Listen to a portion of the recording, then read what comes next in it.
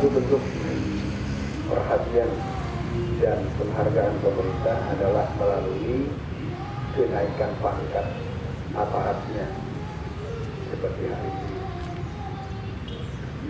Oleh karena itu kita sebagai penerima, khususnya penerima kenaikan pangkat pagi ini, harus betul-betul memahami hakiki daripada kenaikan pangkat itu, yaitu penghargaan, pengakuan dan juga penghargaan. Dan tentu kita juga harus meningkatkan pengabdian kita di tugas di bidang masing-masing lebih baik daripada sebelumnya.